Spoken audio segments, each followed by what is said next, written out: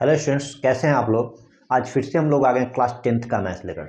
देख लो, आज फिर से हम लोग क्लास 10th में क्या पढ़ने वाले हैं। तो फिर से हम लोग केस स्टडी को लेके आए हैं, जो कि बोर्ड एग्जाम में 4 मार्क्स का एक केस स्टडी आने वाला है। देख लो, इस बार जो केस स्टडी की संख्या है वो 3 होने वाली है, जो कि पूरे क्वेश्चन पेपर में 12 मार्क्स का केस स्टडी आने वाला है।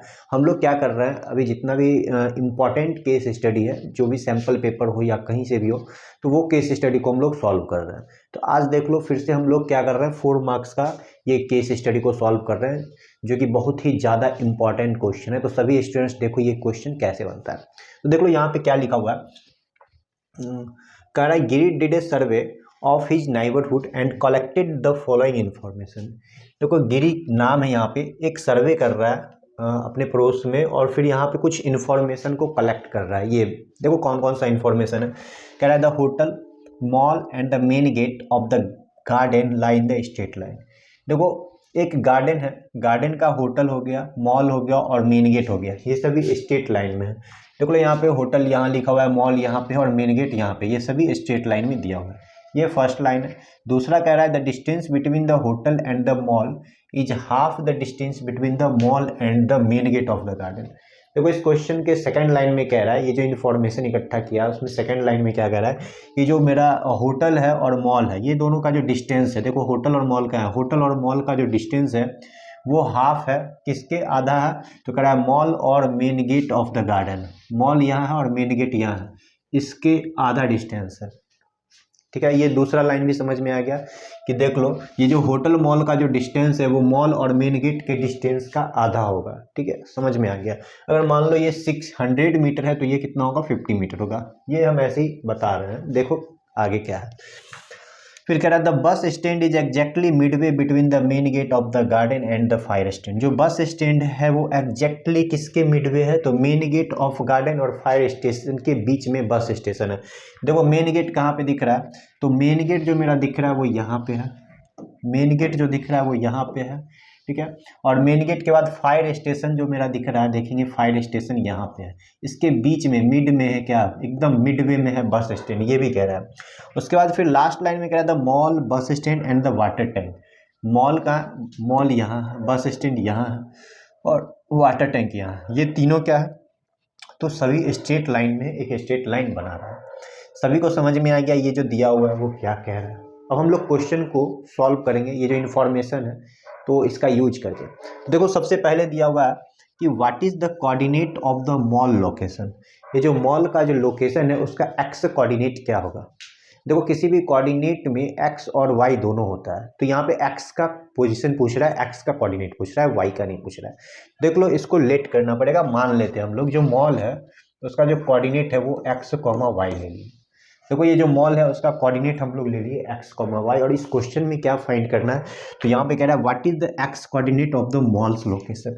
ये जो मॉल है उसके, ये जो मॉल का जो लोकेशन है उसका एक्स कोऑर्डिनेट फाइंड करना है, मतलब एक्स का वैल्यू यहाँ पे जो एक्स है ये फाइंड करना है। तो हम यहाँ पे लिख लेते हैं, let the x coordinate of mall location be x.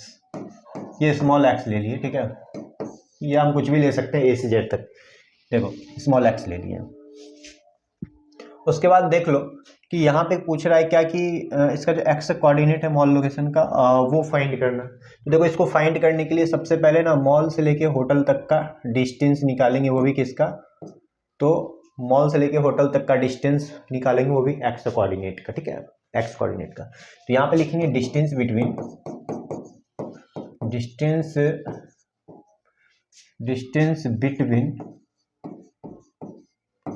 Mall and hotel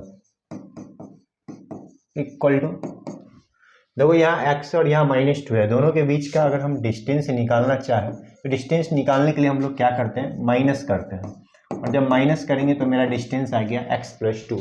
इसी तरह क्या करेंगे, मॉल और मेन गेट का भी डिस्टेंस निकाल लेते हैं। यहाँ पे क्या लिखेंगे, distance between mall and main gate. Mall और मेन गेट का जो डिस्टेंस होगा वो देखो, हमेशा ना हम क्या करते हैं, बड़ा वाला संख्या में से छोटे वाले को घटाते हैं। तो हम क्या कर रहे हैं, यहाँ पे जो इसका एक्स कोऑर्डिनेट 4 है उसमें से इस एक्स को हम माइनस कर देंगे, तो यहाँ पे 4 माइनस एक्स कर देंगे।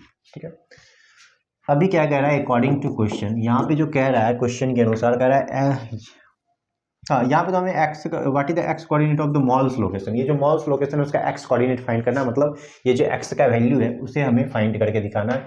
और देखो यहाँ पे इस क्वेश्चन में क्या कह रहा था कि होटल और मॉल का जो डिस्टेंस है वो हाफ है। होटल और मॉल का डिस्टेंस, यहाँ पे देखो होटल और मॉल का डिस्टेंस x+2 है। ठीक है, और वो किसके हाफ है, तो हाफ है किसके, तो कह रहा है between the mall and the main gate. देखो मॉल और मेन गेट का जो डिस्टेंस है उसके हाफ है, आधा है, ये कह रहा है।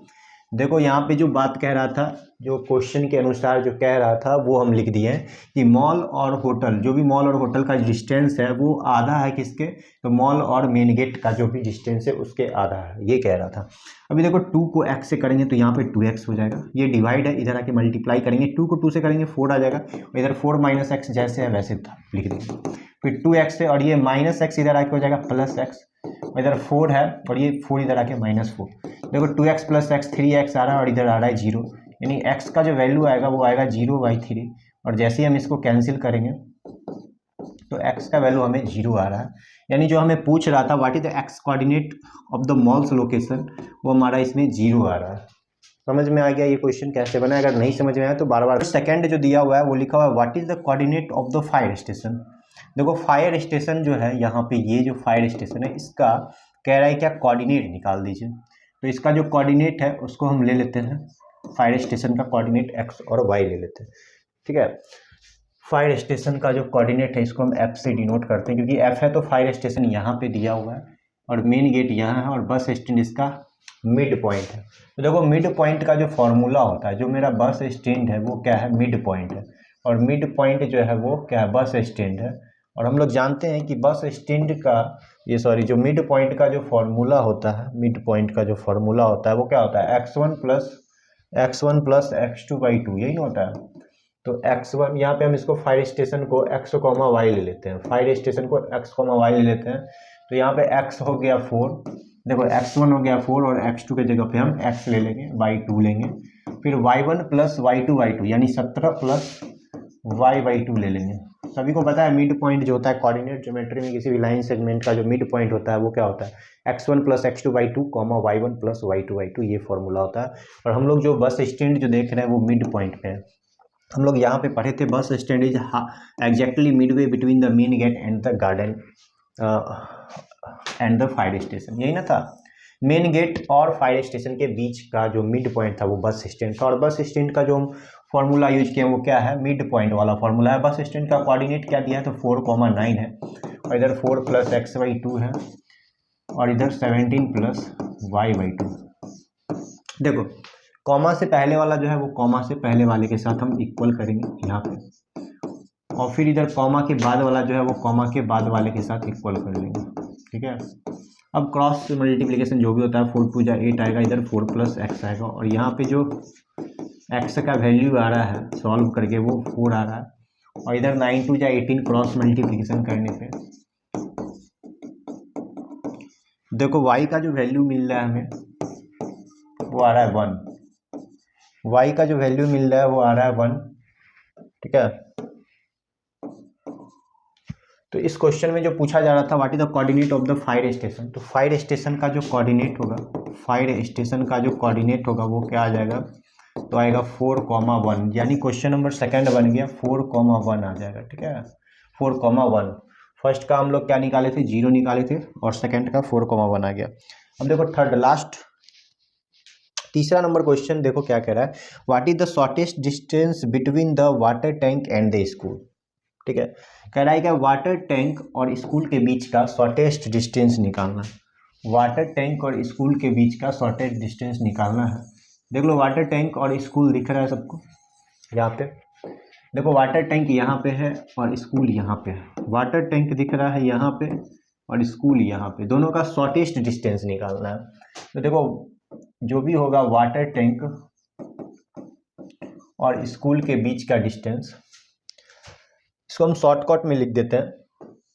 ठीक है, distance between water tank and school, क्या होता है distance formula, root under x2 minus x1 का whole square plus y2 minus y1 का होल स्क्वायर, यही ना होता है। तो चलो x2 क्या है इसमें, देख लो x2 है 22, यहाँ पे लिखेंगे 22 माइनस 10 का होल स्क्वायर लिखेंगे, और फिर प्लस y2 माइनस y1 यानी 14 माइनस 9 का होल स्क्वायर कर देंगे। तो ये हो जाएगा, ये कितना होगा अगर हम इसका कैलकुलेशन करेंगे तो ये होगा हमारा 12 का स्क्वायर और ये हो जाएगा 5 का स्क्वायर। तो 12 का स्क्वायर होता है 144, 5 का स्क्वायर होता है 25। जब इस दोनों को ऐड करें तो 169 आएगा, और जैसे ही सब्ट्रैक्ट किए तो आ गया 13 यूनिट आ रहा है। मतलब इस दोनों का जो डिस्टेंस होगा वो आएगा 13 यूनिट। तो ये भी हमारा बन गया क्वेश्चन नंबर 3। देखो इसमें ना 2 क्वेश्चन होता है 1 मार्क्स का और 2 क्वेश्चन होता है 2 मार्क्स का। देखो फर्स्ट और सेकंड होता है 1 मार्क्स का, और उसके बाद जो 3 और 4 जो दिया रहता है वो उसमें से कोई एक क्वेश्चन बनाना रहता है, यानी वो और में दिया रहता है। तो इस दोनों में से कोई एक ही क्वेश्चन बनाना रहता है 3 और 4 में से। देखो लास्ट क्वेश्चन देखते हैं, how much more is the shortest distance of the school from the water tank than the distance of the school from the police station. देखो यहाँ पे स्कूल और वाटर टैंक का डिस्टेंस हम लोग निकाल चुके हैं जो कि 13 यूनिट है। अभी हम लोग को क्या करना है कि स्कूल से पुलिस स्टेशन के बीच का डिस्टेंस निकालना है।